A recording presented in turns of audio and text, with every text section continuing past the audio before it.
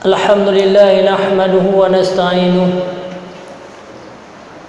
wa na'udzu bika min shururi anfusina wa min sayyiati a'malina may yahdihillahu fala mudilla lahu wa may yudlil fala hadiya lahu wassalatu wassalamu ala khairil bariyah wa ala alihi wa sahbihi wa mawala.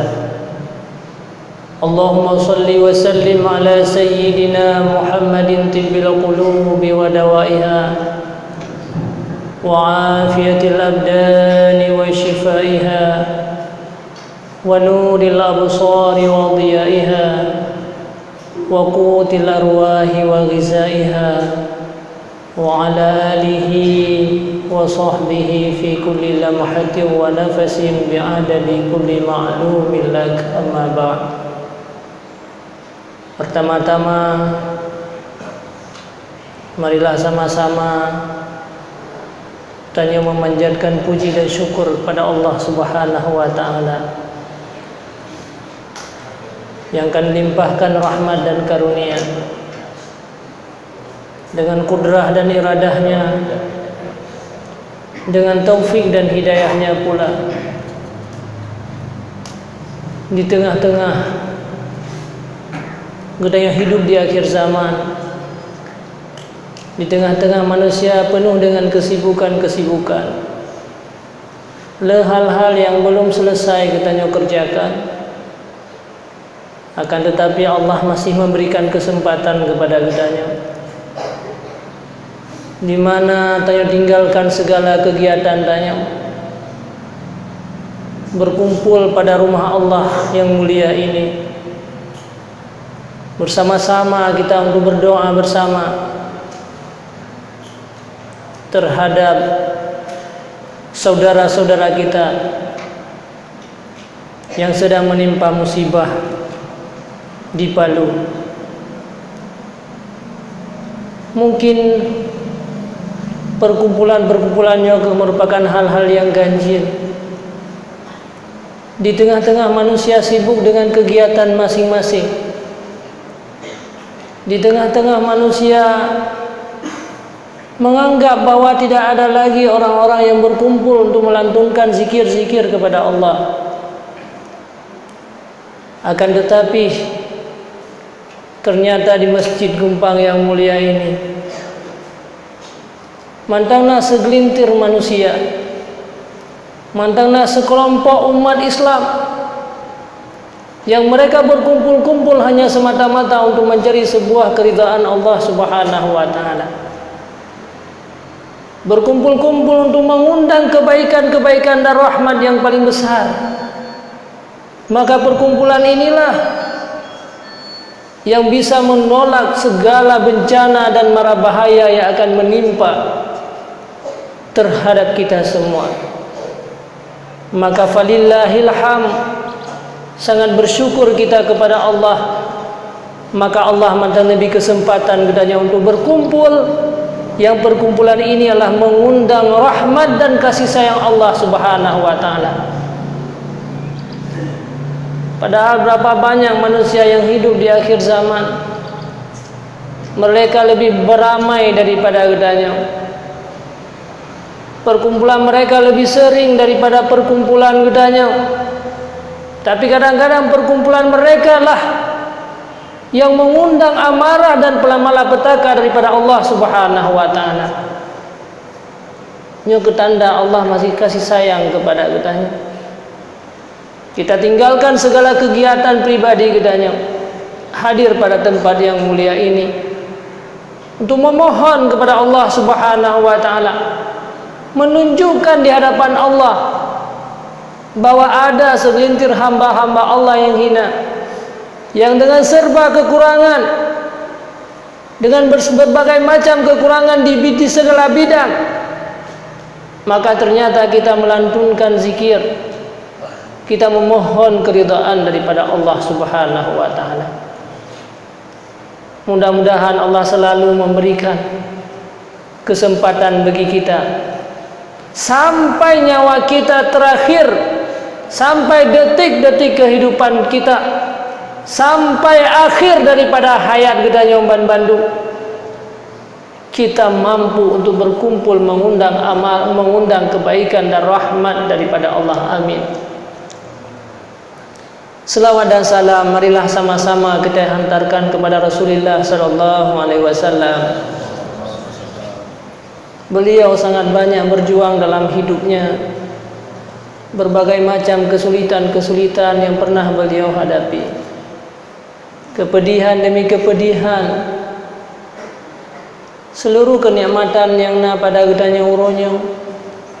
Kita hidup dalam keadaan damai, mudah dalam menjalani kehidupan. Semuanya adalah atas penderitaan yang pernah menimpa Rasulullah sallallahu alaihi wasallam. Dikala beliau menyampaikan dakwah,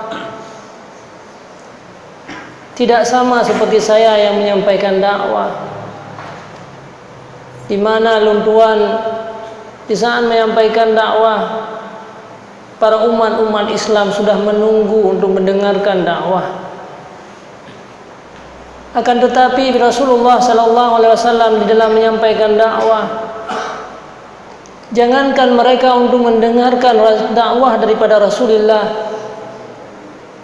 malah beliau dihina, dikhianati, dikecam, bahkan ingin sampai-sampai Rasulullah ingin dibunuh.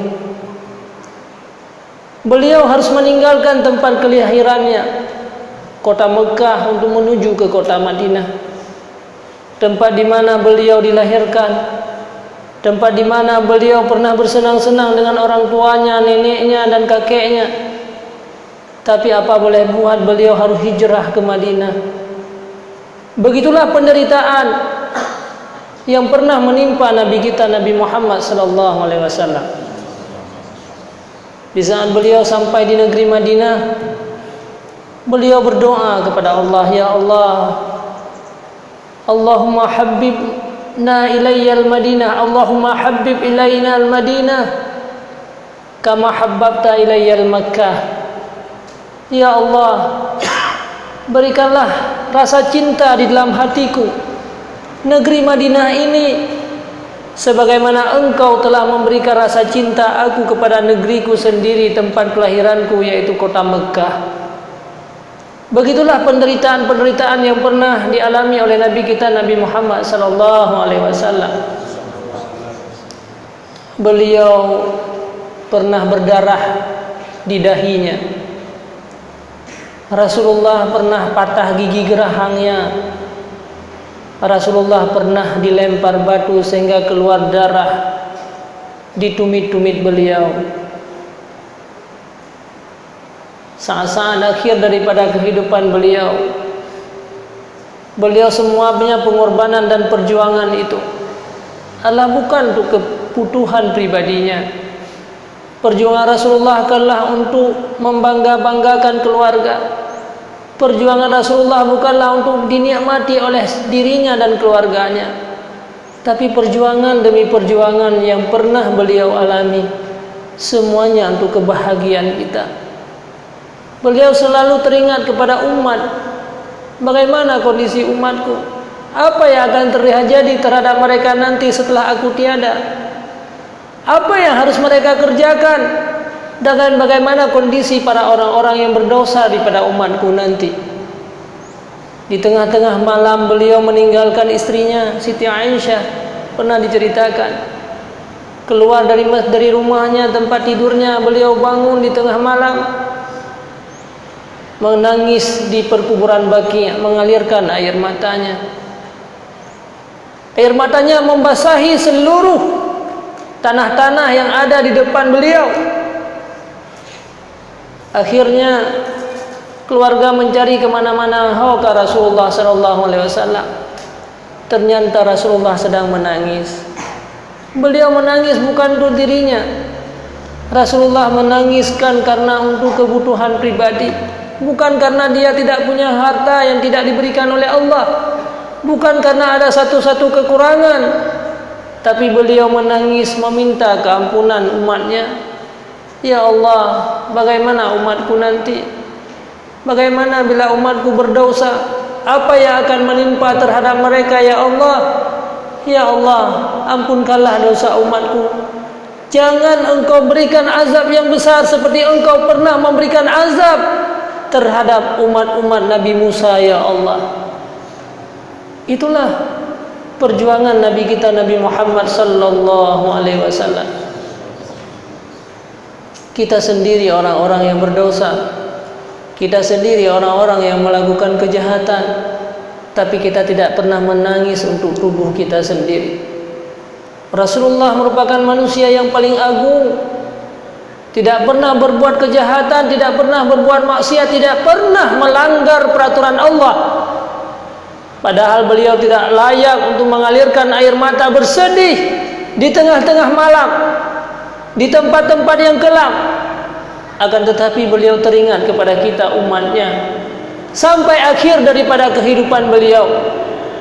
Di saat beliau hampir datangnya sakaratil maut, tiba-tiba datanglah malaikat pencabut nyawa, malaikat Israel. Akhirnya masuklah malaikat Israel yang membuka pintu. Pada saat itu Siti Fatimah putri daripada beliau. Maka beliau menyampaikan, wahai ayahku, ada seorang tamu yang datang yang tidak pernah selama ini aku lihat. Rasulullah menatap wajah putrinya Siti Fatimah. Kemudian berlalu beliau berkata, ya Fatimah, itulah tamu yang akan memisahkan seorang ayah dengan anaknya. Itulah tamu yang akan memisahkan manusia dengan dunia. Beliau adalah malaikat pencabut nyawa. Maka hari inilah akhir daripada kehidupanku. Saat-saat beliau merasakan sakaratul maut, maka tiba-tiba beliau berdoa, ya Allah, apakah seperti ini kepedihan sakaratul maut yang akan dirasakan oleh umatku ya Allah? Apakah sakit sakaratul maut yang dirasakan oleh umat leluhur seperti ini ya Allah? Maka malaikat menjawab, wahai Muhammad, apa yang engkau rasakan itu jauh lebih sedikit, jauh lebih mudah daripada apa yang akan dirasakan oleh umatmu, umat-umat yang berdosa nanti, di mana mereka dijemput nyawanya oleh para malaikat-malaikat yang kasar, oleh malaikat-malaikat azab, yang akan dibawa nyawa tersebut kepada tempat berserta orang-orang jahil dan orang-orang yang melakukan kejahatan. Kemudian beliau berdoa, ya Allah, jangan engkau berikan kepedihan terhadap umatku apa yang pernah lo rasakan. Maka pada hari ini ya Allah, seluruh kepedihan-kepedihan sakaratil maut yang akan dirasakan oleh umatku nanti, biarkanlah aku yang menanggung semuanya. Berikanlah semuanya itu untuk aku ya Allah. Biarkanlah mereka tenang dikala mereka meninggalkan dunia ini. Maka sebagian ulama meriwayatkan, sebagian perawi hadis meriwayatkan bahwa sakaratil maut yang pernah dirasakan oleh umat Muhammad setelah beliau, sakaratil maut yang telah dirasakan oleh saudara-saudara kita, keluarga-keluarga kita semuanya sebahagiannya telah ditanggung oleh Nabi kita, sebahagiannya telah diberikan kepada Nabi kita Nabi Muhammad sallallahu alaihi wasallam. Maka mana manusia yang lebih agung daripada Muhammad? Mana pemimpin-pemimpin, mana keluarga-keluarga kita yang lebih mencintai kita daripada cintanya Nabi Muhammad sallallahu alaihi wasallam? Makanya istri beliau yaitu Sitina Aisyah pernah berkata, aku tidak pernah cemburu setelah aku melihat bagaimana kepedihan sakaratul maut yang menimpa Rasulullah terhadap orang-orang yang mudah dikala mereka meninggalkan dunia ini. Aku tidak pernah cemburu setelah aku melihat bagaimana merahnya wajah Rasulullah sallallahu alaihi wasallam. Makanya Rasulullah bersabda dalam sebuah hadis, la yu'minu ahadukum hatta ahabbu ilayya min waladihi wa waladihi. Engkau tidak termasuk orang-orang beriman, tidak sempurna iman engkau bila engkau tidak mencintai aku, kata Rasulullah sallallahu alaihi wasallam, melebihi daripada cintamu kepada anak dan keluarga-keluargamu. Anak dengan sendiri tidak mau mengorbankan jiwanya, mereka tidak mau sakit, mereka tidak mau pedih atas pengorbanan kita. Keluarga kita juga tidak mau, tidak menginginkan kepedihan yang kita rasakan mereka ditimpakan terhadap mereka. Malah kadang-kadang dikala hari akhirat nanti, la mala wala banun, tidak ada arti harta dan anaknya sendiri, malapetaka dia masing-masing nafsi-nafsi. Itulah kisah-kisah Rasulullah yang begitu kasih sayang kepada kita umat. Makanya saudaraku sekalian, Jibril pernah berkata, ba'uda liman zukirta indah walam yazkur walam yusalli alaika. Wahai Muhammad, celakalah bagi umat kamu yang apabila disebutkan nama engkau akan tetapi dia tidak mau berselawat. Ba'uda fawailun, celaka, sangat jauh manusia itu bila dia tidak pernah berselawat kepada engkau wahai Muhammad. Qul ya Muhammad amin. Akhirnya Rasulullah menyampaikan, berkata amin. Aku berkata amin. Maka benar-benarlah celaka bagi manusia yang tidak mau berselawat kepada Rasulullah sallallahu alaihi wasallam. Selawat dan salam juga kepada al dan sahabat beliau yang telah berjuang mengorbankan harta nyawanya, segala fasilitas-fasilitas yang Allah berikan. Mereka semuanya mengorbankan dalam hidup mereka. Kalau kita melihat sejarah Khadijah, bagaimana perjuangan Siti Khadijah dengan Rasulullah sallallahu alaihi wasallam. Separuh kekayaan kota Madinah adalah miliknya Khadijah. 2/3 harta kekayaan yang ada dalam kota Madinah, 2/3-nya milik Khadijah. Akan tetapi semua harta beliau dia korbankan untuk perjuangan Rasulullah sallallahu alaihi wasallam. Sampai detik akhir daripada kehidupan beliau, semua hartanya habis, hanya tinggal kain kafan, bahkan pakaian kain kafan yang menutup Rasul dan menutup Siti Khadijah dikala beliau meninggal. Kain kafan itu adalah kain kafan yang sudah lesu, kain kafan yang sudah busuk-busuk, kain kafan yang hana geli, yang hana geli. Itulah perjuangan Siti Khadijah. Makanya pernah Rasulullah sallallahu alaihi wasallam pada satu malam selalu mengingatkan Khadijah. Lantas Siti Aisyah merasa cemburu, wahai Muhammad, kenapa engkau selalu menyebutkan Khadijah sedangkan aku berada di samping engkau wahai Muhammad? Akhirnya Rasulullah menyampaikan, ketahuilah bahwa 2/3 kekayaan harta Khadijah semuanya beliau korbankan untuk perjuangan aku. Pada saat itu Rasulullah sangat lelah dalam berdakwah karena banyaknya penentang agama Allah, banyaknya orang-orang yang tidak setuju dan tidak senang dengan Rasulullah sallallahu alaihi wasallam. Siapa yang berdiri di depan? Yaitu Siti Khadijah. Sehingga pernah Siti Khadijah keluar air matanya di pipi Rasulullah sallallahu alaihi wasallam. Akhirnya Rasulullah terbangun, wahai Khadijah, kenapa engkau menangis? Apakah engkau merasa menyesal wahai Khadijah karena engkau selama ini banyak harta engkau tetapi sekarang kamu sudah menjadi orang miskin? Dulu engkau orang kaya, dulu engkau orang hartawan, seorang wanita yang hebat, tapi setelah engkau menikah dengan aku, engkau hari ini menjadi wanita yang tidak punya harta. Apakah engkau merasa menyesal wahai Khadijah? Tidak ya Rasulullah, karena aku selama ini semua hartaku kukorbankan untuk agama Allah Subhanahu wa taala. Tapi yang aku tangisi ini wahai Rasulullah, sedangkan perjuangan engkau sangat panjang, perjuangan engkau masih sangat lama, sedangkan aku hari ini tidak memiliki sedikit pun harta lagi wahai Muhammad. Maka ketahuilah wahai Muhammad, seandainya aku nanti meninggal dunia, seluruh tulang-tulangku telah dikuburkan, engkau masih berdakwah, lanjutkanlah dakwah engkau wahai Muhammad. Dan apabila engkau melewati sungai, melewati jembatan yang tidak punya jembatan, melewati sebuah sungai yang tidak punya jembatan, maka galilah segala tulang-tulangku wahai Muhammad. Engkau letakkan di atas sungai tersebut dan engkau melewati di atas tubuhku maka aku rela apa yang engkau kerjakan demi untuk perjuangan dakwahmu wahai Muhammad sallallahu alaihi wasallam. Begitulah semua harta-harta para sahabat habis di dalam perjuangan agama Allah. Maka akhirnya sampailah agama ini di hadapan kita, sampai di tempat yang mulia ini, semuanya atas penderitaan mereka. Seandainya mereka tidak berjuang, seandainya mereka tidak mau mengorbankan harta, seandainya mereka duduk seperti kita hari ini, jangan pernah membayangkan saudaraku sekalian, hari ini kita menjadi orang-orang beriman, keluarga kita merupakan orang-orang mukmin, saudara-saudara kita, orang tua kita menjadi orang-orang muslim. Jangan pernah membayangkan hal itu. Tetapi semuanya hari ini kita mudah dalam menjalani perjalanan hidup ini.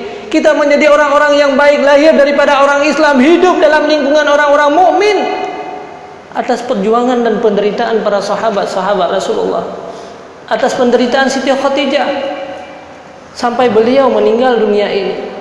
Tapi biarpun demikian, mereka hanya hidup sengsara berapa tahun, mereka hanya bersedih hanya beberapa tahun, tetapi 1400 tahun yang silam, setelah mereka masuk dalam liang lahat, mereka menyerupakan orang-orang yang baik. Mereka selama ini sedang menikmati kebaikan-kebaikan yang pernah mereka perjuangkan untuk agama Allah Subhanahu wa ta'ala. Begitu juga dengan kita, saudaraku. Seandainya hari ini kita hanya duduk, kita mengorbankan, tidak berkorban dalam hidup kita, kita tidak mau berkorbankan tenaga untuk agama Allah, kita hanya santai, hanya semata-mata untuk kehidupan pribadi kita, memikirkan kebutuhan pribadi dan keluarga kita, jangan pernah membayangkan agama ini akan dinikmati oleh keturunan-keturunan kita nanti. Kita semua sadar bahwa kita di masa yang akan datang punya keturunan. Tanya manum dah sadari bahwa tanya pasti ada keturunan, ada anak-anak kita, ada cucu-cucu kita yang akan. Tetapi seandainya kita tidak berjuang untuk agama Allah hari ini, jangan pernah terbayang di masa yang akan datang akan dinikmati iman dan Islam oleh keluarga-keluarga kita. Kemudian juga ta'zim wa takrim lungtuan yang pertama kepada pimpinan kita semuanya, Bapak Camat yang hadir di tengah-tengah kita.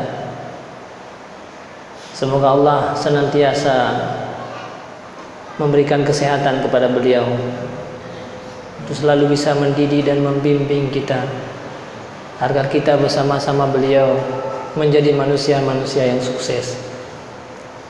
Bapak Kapolsek atau yang mewakili, Bapak Dadramil, para Bapak Gesi, imam masjid, para guru-guru sekalian yang Tuhan muliakan, yang hadir pada tempat yang mulia ini,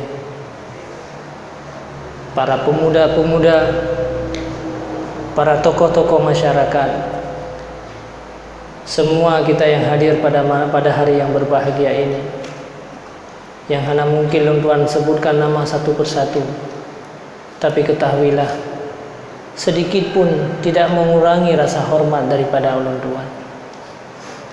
Saudaraku sekalian yang seiman dan yang seagama, hari ini kita sangat bersyukur kepada Allah, di mana kita masih menjadi orang-orang mukmin dan muslim, dan yang hidup dalam lingkungan orang-orang Islam, dan yang hidup dalam kalangan orang-orang muslim. Ke kiri kita melihat orang Islam, waktu kita menoleh ke kanan juga orang Islam. Di rumah-rumah kita juga semuanya orang-orang Islam. Bahkan kitanya lahir daripada manusia-manusia yang Islam, lahir daripada orang tua Islam. Itu adalah sebuah kasih sayang daripada Allah.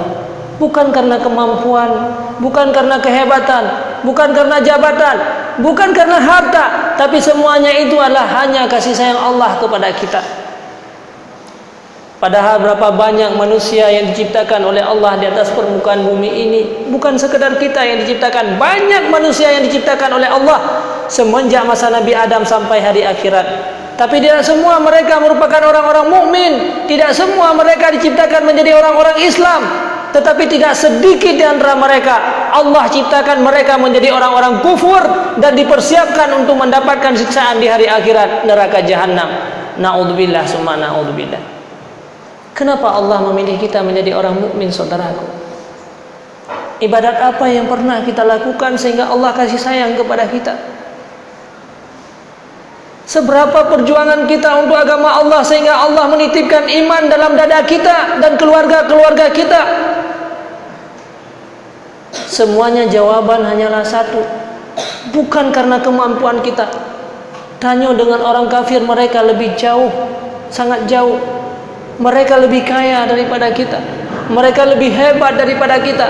Mereka lebih sehat daripada kita. Kekuatan mereka melebihi daripada kita. Tetapi kenapa iman dan Islam berada dalam dada-dada kita semuanya hari ini? Jawabannya hanya kasih sayang Allah. Karena jauh sebelum kita dilahirkan di atas muka bumi ini, jauh sebelum kita menghadir di atas muka bumi Allah ini, maka seluruh zuriat-zuriat manusia telah diambil oleh Allah Subhanahu wa ta'ala. Semua manusia yang akan lahir, semuanya zuriat pernah diambil oleh Allah. Tanya kecau zuriat daripada urun syik tanya. Urun syik tanya kecau zuriat daripada nenek ketanya. Anak-anak ketanya kecau zuriat daripada ketanya. Maka saat itulah di hadapan Allah Subhanahu wa ta'ala ada dua kelompok manusia. Zuriat yang ketanda dengan warna putih, zuriat yang ketanda dengan warna hitam. Zuriat yang ketanda dengan warna putih itu sebagai tanda manusia yang lahir dalam keadaan beriman kepada Allah. Dan zuriat yang ketanda dengan warna hitam itu merupakan manusia yang lahir dalam keadaan kufur dan dipersiapkan untuk menjadi manusia neraka jahanam, ditempatkan dalam neraka jahanam. Saat itu kita belum beribadah. Saatnya kita masih zuriat lagi doipa mantang watayan. Kenapa Allah memilih kita? Kenapa Allah ketanda ketanya dengan warna putih dan diletakkan sebelah kanan dan dipersiapkan ketanya untuk menjadi manusia-manusia yang beriman kepada Allah? Jawabannya hanya satu. Rupanya Allah masih kasih sayang kepada kita. Walaupun uronyo sering kita mengeluh ada persoalan, dikala kita miskin kita mengeluh seolah-olah Allah tidak sayang kepada kitanya. Dikala kita punya persoalan kita mengeluh bahkan tidak mau beribadah kepada Allah Subhanahu wa ta'ala. Padahal betapa banyak kasih sayang Allah yang diberikan kepada kitanya uronyo, kita tidak pernah sadar. Akhirnya hidup kita sia-siakan di tempat-tempat yang lain. Akhirnya kita tidak pernah beribadah kepada Allah Subhanahu wa ta'ala. Maka inilah kasih sayang yang paling besar yang Allah berikan kepada kita. Kemudian iman dan Islam ini yang karena dalam mati-hati gedanya bandung muronyo, sanggupkah gedanya mempertahankan iman sampai akhir kehidupan? Karena lesid manusia yang dicipta dalam keadaan beriman kepada Allah, tapi akhir daripada kehidupannya dia menjadi orang-orang kufur. Sungguh tidak berarti hidup ini seandainya kita beriman di dunia ini, tetapi akhir kehidupan kita menjadi orang-orang kufur, menjadi manusia yang dimasukkan dalam neraka jahanam. Karena manusia yang sukses dan bahagia adalah manusia yang sukses di hari akhirat. Wa man zuhziha 'anil nar, kata Rasul, kata Allah, wa udkhilal jannah faqad faz. Orang-orang yang dilepaskan daripada azab api neraka jahanam dan dimasukkan di dalam surga, itulah merupakan orang-orang bahagia. Orang bahagia bukan karena hartanya yang banyak. Orang bahagia bukan karena kepintaran dan kecerdikan. Orang yang bahagia bukan karena jabatan yang tinggi. Sesungguhnya semuanya itu sungguh tidak berarti apabila akhir kehidupan kitanya menjadi manusia yang durhaka dan celaka. Sungguh hana manusia sehebat Fir'aun, hana manusia yang memiliki jabatan hari ini setinggi jabatan Fir'aun yang pernah dimiliki oleh Fir'aun. Wilayah kekuasaan Fir'aun jauh lebih besar, jauh lebih hebat, bahkan dia mendakwakan diri sebagai Tuhan. Memang pada masanya orang-orang semua suka kepada Fir'aun. Mungkin miana papan bunga bawa dengan mandumuru mengucapkan selamat buat Fir'aun, sukses buat Fir'aun. Para wanita yang sedang mengandung mandum-mandum bercita-cita untuk anaknya menjadi seorang Fir'aun. Anak-anak yang sekolah pada masanya semua bercita-cita akhirnya dia menjadi seorang Fir'aun yang punya kekuasaan yang luas. Tidak ada manusia di saat itu yang menyatakan Fir'aun itu merupakan orang-orang yang tidak sukses. Akan tetapi akhir kehidupan ternyata Fir'aun itu bukan orang-orang yang sukses. Fir'aun itu bukan orang-orang yang bahagia. Karena kenapa? Bukan tidak punya harta, bukan tidak punya jabatan, bukan karena miskin, tetapi dia tidak sukses karena dia termasuk orang-orang yang celaka dan kufur kepada Allah di akhir daripada kehidupannya. Memang pada masanya Fir'aun itu nikmat, dia banyak menikmati kekayaan yang banyak. Fir'aun memang hebat, banyak orang-orang yang tunduk dan takluk kepada Fir'aun. Akan tetapi hanya berapa tahun Fir'aun itu merasakan kenikmatan, saudaraku? Hanya berapa tahun? Hanya 50 tahun, 60 tahun, 70 tahun. Akan tetapi 100.000 lebih masa yang silam, Fir'aun sampai sekarang dia merupakan orang-orang yang celaka. Dia sampai sekarang masih menikmati, masih merasakan azab Allah Subhanahu wa taala sampai di hari akhirat nanti. Begitu juga dengan Qarun. Tidak ada manusia hari ini yang sekaya Qarun. Seandainya kita kumpulkan seluruh manusia di atas bumi ini, kita kumpulkan seluruh harta-harta mereka, itu juga tidak seimbang dengan kekayaan Qarun. Harta yang masih kita ambil dalam tanah hari ini masih disebutkan namanya Qarun.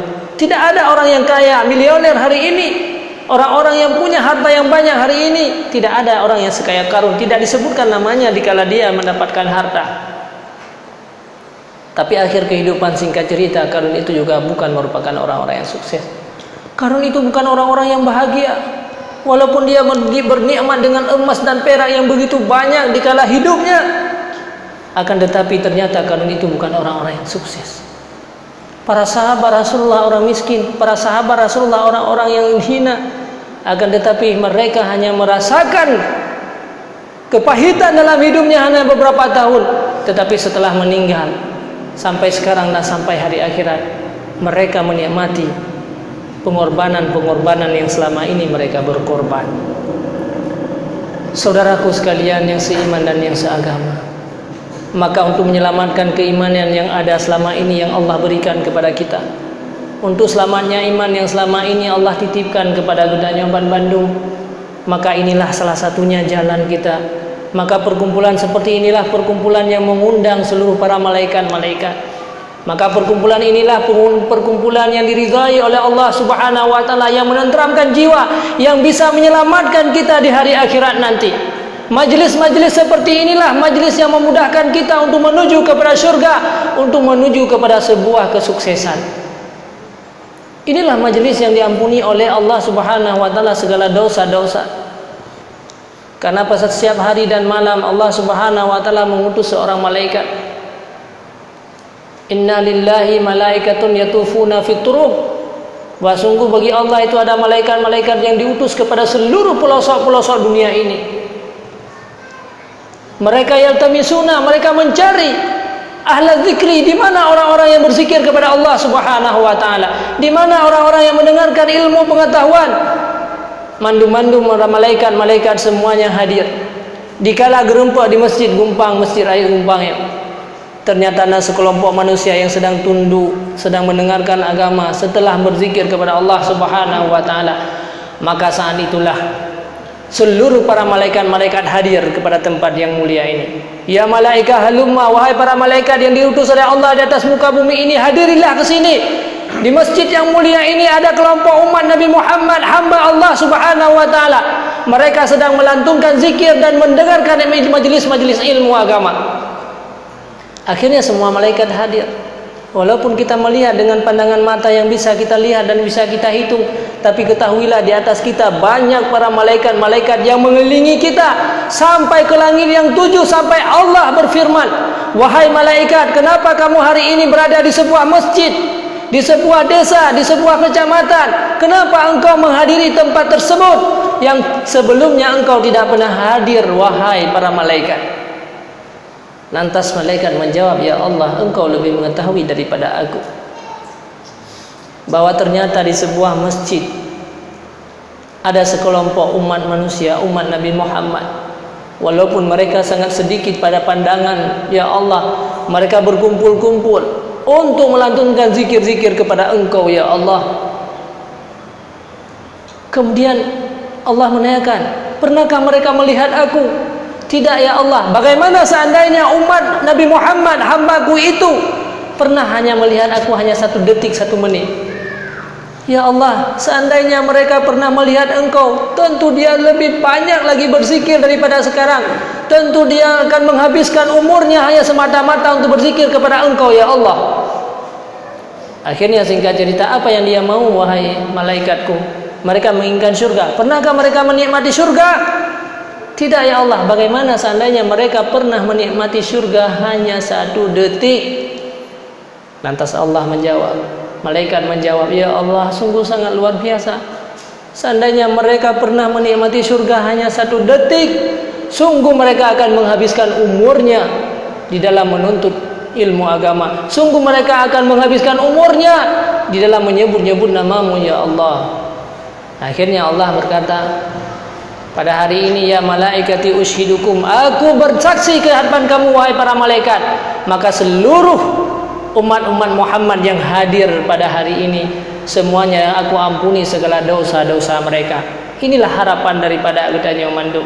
Setelah keluar kita dari masjid, setelah selesai kita mendengarkan ceramah dan berzikir, setelah selesai kita melantunkan doa bersama nanti, maka kita termasuk orang-orang yang telah diampuni oleh Allah. Siapa tahu hari ini merupakan hari akhir kehidupan kita. Siapa tahu setelah nanti malam kita tidak kembali lagi di dunia ini. Siapa tahu kehidupan kita sudah padam nanti malam.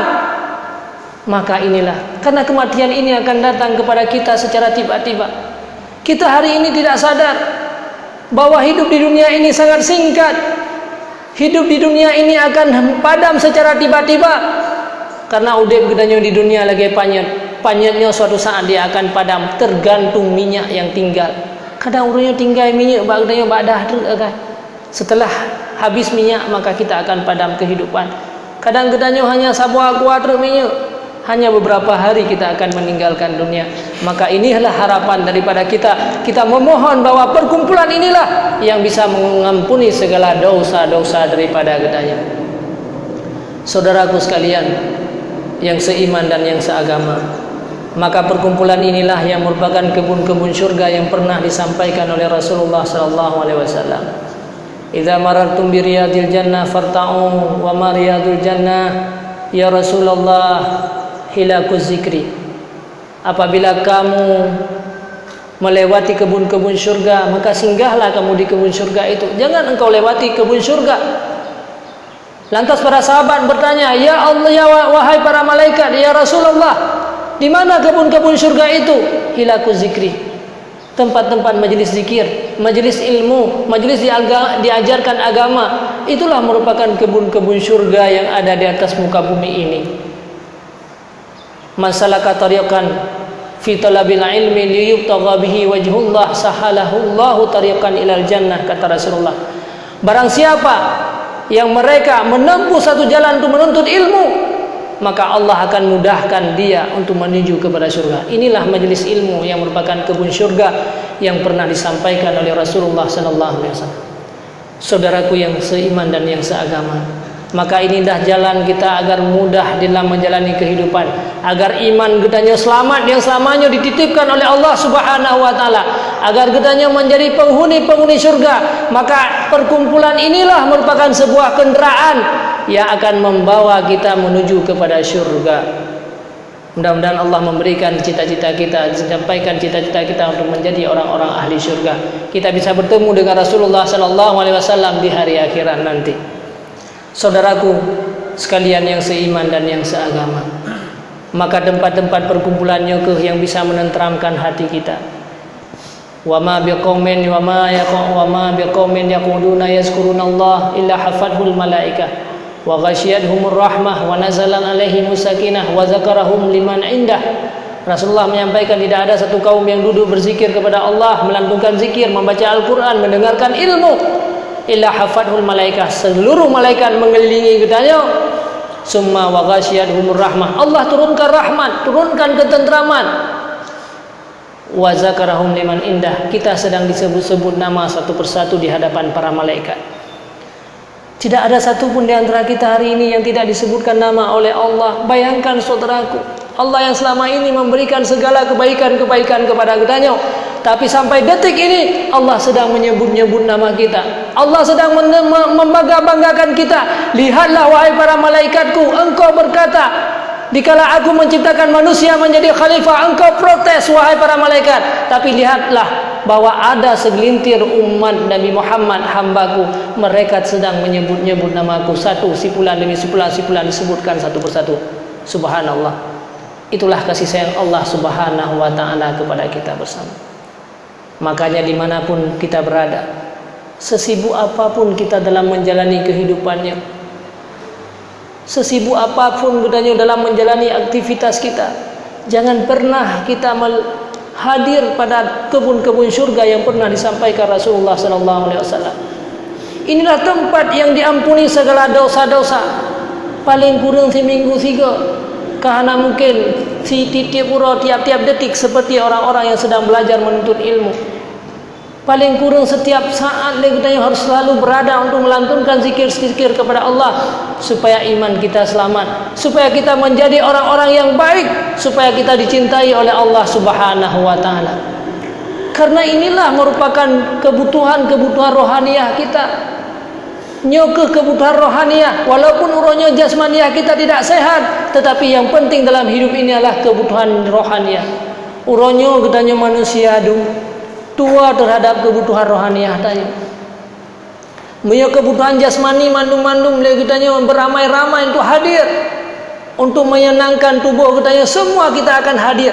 Mungkin punya uronyo tak pegat pengumuman di masjid di Melasa, nasaka murah, tablo sirbe, tablo sekilo, ibi 27 kilo, mandum kita akan hadir.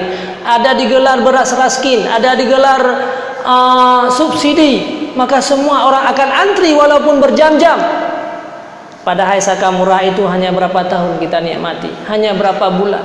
Bahkan untuk anak-anak yang sendiri uronyo kita korbankan mereka untuk kebutuhan rohaniah mereka. Tapi banyak di antara kitanya uronyo yang tak sia-siakan kebutuhan rohaniah. Kita semua sibuk dengan kebutuhan jasmani. Sehari bila kita berjamaah dalam satu kali, Allah akan memberikan amal yang murah. Sabu rakaat tak sembahyang berjamaah, lagi tak sembahyang 27 rakaat. Isya kita berjamaah, Rasulullah menyampaikan man shalla isya'a jama'atan faka'annahu yusalli nisfal lail. Kita berjamaah isya bagaikan gutanya tak pubut ibadat malam setengah malam. Wa man shalla jama'at subha jama'atan faka'annahu shalla kullal lail. Subuh berjamaah seolah-olah kita menghidupkan seluruh malam. Amal-amal murah hari ini tidak ada di antara kita yang merebut. Di antara kita yang tak cok amal-amal murah. Tapi coba seandainya digelar pasar murah di masjid, digelar pasar murah di Melasa, mandung kita akan bawa anak-anak yang mata kecil tamai kita yang. Padahal rohaniah kita itu jauh lebih penting, saudaraku. Seandainya kita melihat manusia yang meninggal hari ini, tubuh yang selamanya mereka sayangi, tubuh-tubuh yang akan melinggai urunya semuanya akan hancur, jasmani kita semuanya akan rusak, tetapi yang tinggal inilah rohaniah yang akan dihadapan Allah Subhanahu wa ta'ala. Allah tidak pernah memperhatikan jasmani kita, tapi Allah selalu gekalan rohaniah bagi kitanya. Innallaha la yanzuru ila suwarikum walakinnallaha yanzuru ila qulubikum. Allah melihat rohaniah. Rohaniah inilah yang kekal sampai hari akhirat. Rohaniah inilah yang selama-lama yang akan dipertanyakan oleh Allah Subhanahu wa ta'ala. Uronyo 24 jam gebiwate oleh Allah. Berapa banyak yang kita korbankan waktu itu untuk kebutuhan rohaniah kita. Duna biwate yang hendak baju makanan, duna biwate yang hendak jawisi, duna biwate yang tahiyas diri. Kemudian kita berangkat untuk bekerja hanya untuk makan anak-anak kita, kebutuhan jasmani mereka. Subhanallah, kadang-kadang 1 jam pun tidak kita pergunakan untuk kebutuhan rohaniah. Padahal rohaniah inilah yang kekal selama-lamanya. Jasmani ini yang akan dimakan oleh ulat-ulat yang ada dalam kuburan. Uronyo tanya korbankan harta ratusan juta untuk dapat sehat tubuh tanya. Padahal tubuh ini akan menjadi makanan ulat dikala kita berada dalam kuburan nanti. Bahkan uronyo kita melihat kita telah mengorbankan anak-anak kita. Kenapa anak kita hari ini menjadi pemabuk? Kenapa anak kita hari ini menjadi penista? Kenapa anak-anak kitanya orangnya menjadi manusia yang celaka dan durhaka? Siapa yang telah menghancurkan mereka?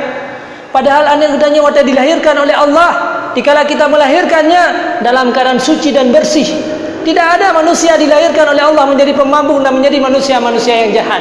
Tapi siapa yang membawa mereka menjadi orang-orang jahat?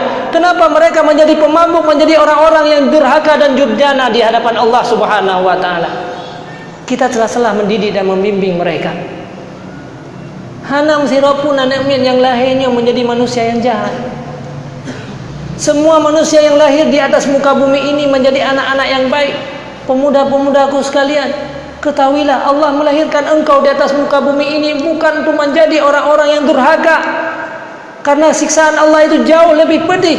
Semenjak engkau dalam kandungan, semenjak engkau sebelum lahir, Allah sudah memberikan ketetapan hukum untuk menjadi orang-orang yang baik. Kullu mauludin yuladu 'alal fitrah, kata Rasulullah. Setiap bayi yang lahir di atas muka bumi ini semuanya bersih, semuanya suci. Hati mereka bercahaya. Mereka merupakan hamba Allah, umat Nabi Muhammad sallallahu alaihi wasallam. Apalagi lahir daripada orang-orang Islam, keluarganya Islam. Illa abawahu yuhawidani. Tapi dua orang tualah yang menjadikan mereka sebagai Yahudi. Wa yumajjisani, dan dua orang tualah yang menjadikan mereka sebagai Nasrani. Wa yumajjisani, dan dua orang tualah yang menjadikan mereka sebagai orang-orang Majusi. Kita telah menghancurkan kehidupan anak-anak kita. Mereka dilahirkan Allah suci, tapi akhirnya mereka menjadi manusia durhaka. Kan sekedar gede yang zalimi di dunia dia tidak manfaat, tapi hari akhirat dia masuk dalam neraka jahanam. Padahal Allah menciptakan mereka dalam keadaan beriman kepada Allah. Nyo salah kita dalam tabimbing, salah kita dalam menjalani kehidupan ini. Tanya uronyo lebih tak perhatikan kepada roh jasmaniyah mereka. Menyabuti urasi malam lega hanan hanap tam pernah le nyo tua datayang. Kalau kepada ibunya, pajoh tak papah, tak selera, tak paksa. Yang penting dia sehat jasmani mereka. Tapi pernah kita menanyakan tentang sembahyang mereka, tentang ibadah mereka, tentang mengaji mereka, tentang hukum-hukum yang menyangkut dengan Allah? Ini tanggung jawab yang besar bagi kitanya. Kita telah menghancurkan kehidupan mereka. Tanya kata apa ancu anak-anak kitanya manduk. Anak gedanya yang sebenarnya dia harus menerima kesucian, dia yang sebenarnya menerima rahmat daripada Allah, yang sebenarnya menerima kebaikan yang diberikan oleh Allah, yang sebenarnya menjadi penghuni-penghuni syurga. Tetapi karena salah tanya dalam mendidik dan membimbing, akhirnya dia celaka dalam hidup mereka. Maka ini tanggung jawab yang besar bagi kita. Padahal Rasulullah SAW selalu memberitakan kepada kita, semenjak gedanya menikah, pilihlah wanita-wanita yang salihah, kata Rasulullah. Kenapa Rasulullah menyampaikan itu? Supaya kita mendapatkan keturunan-keturunan yang baik. Kemudian tasammu bi asma'il anbiya, berikan nama-nama yang baik terhadap mereka. Jangan kau berikan nama-nama yang jahat. Sehingga Sayyidina Ali selaku menantu daripada Rasulullah SAW pernah menamakan anaknya Harab, ahli perang. Akhirnya Rasulullah menyampaikan, ganti wahai Ali, jangan kau berikan Harab, karena dia akan terus-terusan berperang. Apa juga, berikan nama dia dengan Muhsin. Rasulullah menggantikan nama Harab kepada Muhsin, Hasan, Husain, Muhsin. Itu kenapa? Semua anjuran Rasulullah untuk membawa anak kita menjadi orang-orang yang baik. Akan tetapi kita telah menghancurkan kehidupan mereka. Urangnya hanya pernah tapapah mereka dalam beribadah kepada Allah, dalam melakukan ibadah. Rasulullah menyampaikan, yu'maru bihi li sab'in. Wajib terhadap kita memerintahkan sembahyang kepada anak-anak gedanya wateka umur 7 tahun. Umur 6 tahun wajib tak pernah. Wateka umur 7 tahun wajib tak perintah. Sabah wateka mengenai perintah, satu dosa yang kita lakukan. Sehari semalam 5 waktu tidak pernah kita tanyakan, tidak pernah kita perintahkan, maka 5 dosa untuk satu orang anak. 1 bulan berapa banyak dosa yang menimpa kita, saudaraku? 1 tahun berapa banyak untuk satu orang anak? Kalau seandainya anak dia beli membuah, bagaimana kehidupan kitanya? Hari ini dia terus-terusan melihat tentang rohani jasmani mereka. Hana pernah lupa kitanya. Menyena sakit, na penyakit, rela kita berkorban untuk jasmani ini. Hanseba dokter, tajabat spesialis, hanseba spesialis kita berobat ke luar negeri. Akhirnya anak ini akan menghancurkan kita juga. Di dunia kadang-kadang dia menghabiskan harta kitanya. Di dunia kadang-kadang jihana mafan. Sampai di hari akhirat nanti, Maka jika ceritakan ada sekelompok manusia yang sangat banyak ibadatnya di hari akhirat, haji berkali-kali, umrah berkali-kali, berzikir kepada Allah, masuk ke masjid, sembahyang dan sebagainya, pada tumpuk amalan bagikan ke satu gunung. Tapi akhirnya datanglah anaknya memakan sedikit demi sedikit, karena anaknya merupakan jahat. Dipajuh amalan gedanya, faturihat ilan nar. Akhirnya habis amalan gedanya, dicampakkan kita dalam neraka jahanam. Maka semua yang terjadi hari ini akibat kesalahan kita dalam membimbing dan mendidik mereka. Ini tanggungjawab gedanya, karena mereka suci, dilahirkan oleh Allah. Tapi kita telah membawa mereka kepada sebuah kejahatan. Kita telah salah dalam membimbing dan mendidik mereka. Untuk satu orang anak mentang duknala dosa uronyo yang menimpa, bahkan bukan sekadar di dunia, sampai gedanya kata tamang dalam kuburan, seluruh dosa yang dilakukan oleh anak kita mandum akan mengalir dosa kepada kita. Na'udzubillah summa na'udzubillah. Pakat anaknya dari tubuh gedanya, urat-urat dan tulang anaknya dari gedanya uragam segumpal mani. Daging-daging anaknya tercipta daripada gedanya urina, karena dia dalam kandungan makan darah kita. Akhirnya terciptalah seorang anak. Maka anak itu adalah juga ibarat tubuh kita, seorang ibu dan seorang ayah. Dikala gedanya meninggal dunia gepat dalam kuburan, pada saat tubuh gedanya dipuduk pada tempat-tempat yang buruk, tubuh gedanya dipuduk pada tempat-tempat maksiat, maka tanya tubuh akan terasa di dalam kuburan. Pakat tubuh gedanya yang mantang udep, dia meletakkan pada tempat-tempat kejahatan. Ini merupakan dosa jariah yang terus menerus akan mengalir kepada gedanya. Kita telah mati 100 tahun, tapi masih mengalir dosa-dosa kepada kita. Dosa dia semasa kita hidup, bahkan dosa dia setelah meninggal dunia, akibat salah tanya dalam membimbing mereka. Maka didiklah seraku rohaniah mereka. Uronyo memang gedanya selalu untuk membela diri, tak pegah lagi gedanya kata kali tayu dan sebagainya. Sedukna pengorbanan tanya untuk rohaniah mereka. Subuh mentang kadang-kadang kata pegah item beda. Padahal seandainya terbakar rumah, kiban tak berbedahana bawa teh subuh. Seandainya gumpa yang terjadi, yang pernah terjadi terhadap budanya, bagaimana kita membangunkan anak-anak kita? Maka untuk demi menyelamatkan dia daripada neraka, daripada api di dunia ini, bayangkan bagaimana sikap budanya untuk menyelamatkan mereka daripada api neraka yang jauh lebih dahsyat daripada api dunia hari ini. Maka saudaraku sekalian, pengorbanan tanya urusi orang sangat sedikit untuk rohaniah mereka. Ini semuanya tanggung jawab kita di hadapan Allah Subhanahu wa taala. Saudaraku sekalian yang seiman dan yang seagama, maka berjuanglah untuk udip gedanyo akhir-akhir kehidupan, yang matang sisa-sisa umur yang diberikan oleh Allah kepada gedanyo.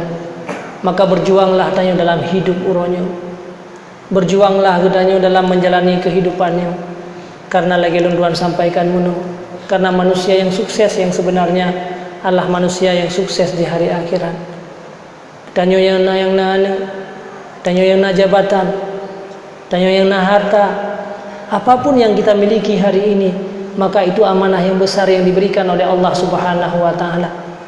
Mantang sisa-sisa umur gedanyo, rebutlah kebaikan-kebaikan yang banyak, karena dimanapun uronyo ada kebaikan. Ulama tasawuf menggambarkan kehidupan gedanyo uronyo, betata sadari bahwa tanya udip di dunianya lagi udip dalam sebuah rumah raja. Udip di dunia lagi udip danyo dalam sebuah rumah raja. Dalam rumah rajanya na kamar emas, di mana raja keperintah, hai rakyat long tamang dalam rumah long cok mus bela, long biwate kata 6 jam, ambillah emas sebanyak-banyaknya dalam jangka 6 jam. Yang perumpamaan udip danyo di dunia. Akhir di samping kamar mehnya na kamar tidur, di samping kamar tidurnya na ruang makan. Pada ruang makannya cukuplah makanan-makanan yang indah dalam rumah raja. Maka wate saat tanya tamang dalam rumah raja tersebut, wate 6 jam sangat singkat. Akan tetapi bata fikir 6 jamnya le wate bata pajuh makanan le sijil. Le ta pajuh makanan sijil menteri baru tak lebih 5 jam menteri mentang trip sit. Puawai tak ada cok muhman. Hana mohome zindre. maka lalulah dengan makanan yang indah, yang lezat. Nah yang sijim habis hotel bapa je makanan, ladem hawa laju-laju lagi terus 2 jam. Maka di saat gejak sampainya na ruang tidur, na kamar tidur, makanan balik thala ke paju. Balong lem 15 minit atau balong le sijim tu. Sijim habis paju makanan, sijim 2 jam. 2 jam tu untuk dapat biak mu. Le tidak akan merumpak mu. Akhirnya lalulah katanya dengan tingun. Nah yang hanti sijim tambah sijim tambah sijim tambah sijim, akhirnya habis waktu 6 jam tanya dalam rumah raja, hana merumpak putu biak sedikit pun. Sanyan ke raja ke pugo. Wa qahatal ibad alal maut. Wahai rakyat lun, silakan kamu keluar dari rumah lun. Kabih wate kata tinggal.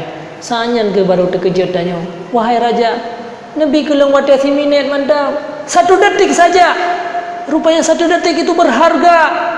Muna wate 6 jam nudia dah sia-siakan, ternyata 1 detik berharga. Karena ada 1 detik pun bisa kita mengambil emas tersebut. Hanali kesempatan bagi kata, silahkan engkau keluar. Baru tanya taklik taruh imata. Baru dia menyesal yang selama-lamanya. Tidak ada arti lagi penyesalan.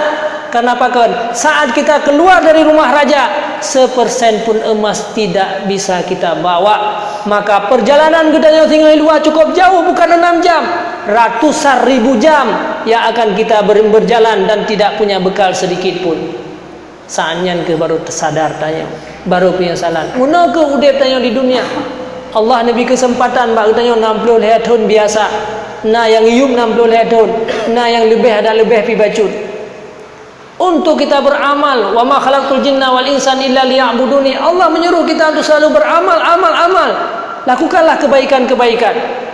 Akan tetapi kita lalai dengan yang lain, lalai dengan jasmaniah kita, lalai dengan yang lain. Padahal umi dan ayah sekalian, seandainya muna wate tatubit, wate tatamang dalam rumah raja alam jangka 6 jam, tak perlu biar meh bela je. Sebanyak-banyaknya kita mengambil emas dan wate tatubit tinggal meh kala tablo buah-buahan jeta pajuh kan si jam 2 jam. Seumur hidup kita bisa makan. Seandainya muna dalam rumah raja wate tatubit biar meh lele hanalala pada tempat wate tatu biar ulu aja tablo ranjang kan tak 5 jam, tapi bisa kita tidur seumur hidup kita bisa tidur karena itu adalah punya kita dan milik kita. Inilah perbandingan dunia.